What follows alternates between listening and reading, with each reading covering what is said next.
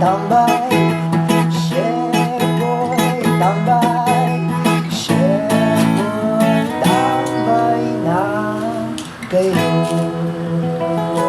Tambay na. Hey yo! What's up mga katambay? Magandang araw po sa inyong lahat. Ngayong araw po ay siguradong magugustuhan ng ating mga anak ng inyong mga batang chikiting ang ating lulutuin ngayong araw mga katambay. Ito ay Korean style chicken soy garlic mga katambay. Kung bago sa inyong pandinig mga katambay, abay sa akin ay bago din. Pwes mga katambay, ating tingnan kung paano lutuin itong chicken soy garlic mga katambay. Syempre, pitso ng manok ang ating hiniwa ng cubes. Nilagyan natin ng patis at durog na paminta. Kasunod niya ng paglalagay ng garlic powder. Kasunod niya ng powder 5 spices mga katambay. Pampalasa, pampasarap sa ating manok. Kasunod niya, lalagyan natin ng isang pirasong itlog na sariwa mga katambay. At pagkatapos isang kutsarang cornstarch. At pagkatapos, syempre, hindi mawawala ang harina mga katambay, isang kutsara din. At pagkatapos niyan, syempre, hahaluin nating mabuti gamit ang ating kamay mga katambay.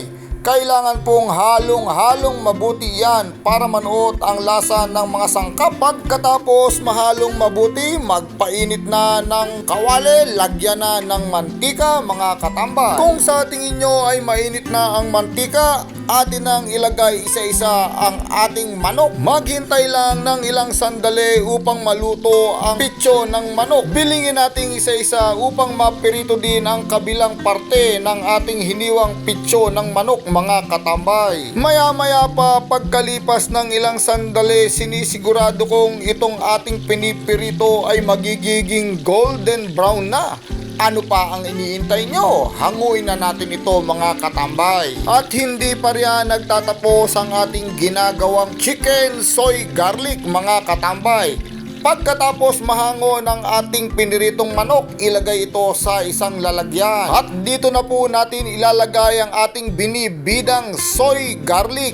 Ilagay sa isang Tupperware ang ating chicken breast na pinirito. Dahan-dahan itong ilagay at maya-maya pa ay ilalagay na natin ang ating soy garlic mga katambay. Alug-alugin natin sa ating Tupperware hanggang sa magpantay-pantay ang pagkakamix nito sa ating chicken breast na pinirito mga katambay. Pagkatapos ng ilang sandali, makikita nyo ayan na po. Napakaganda ng kinalabasan mga katambay.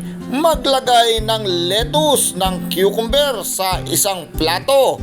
Ilalagay natin dahan-dahan sa gitna ng ating mix na chicken breast na may garlic soy o soy garlic. Kayo na po ang dumiskarte kung paano nyo mapapagana ang inyong mga anak, ang ating mga chikiting sa pagkain ito. Lagyan natin ng sesame seed sa ibabaw para magmukhang malinamnam at masarap. Sinisigurado ko naman sa inyong ito'y talagang masarap.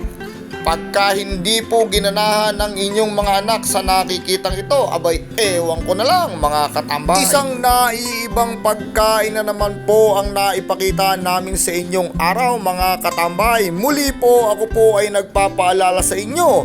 Kung inyo pong nagustuhan ang aming niluto ngayong araw, huwag nyo pong kakalimutang mag-follow, mag-share, mag-like at mag-comment sa aming Facebook page. Maraming salamat po sa mga patuloy na sumusubaybay at nagsishare ng aming video. Ang inyong nakatambay na chef, Chef Boy Tambay.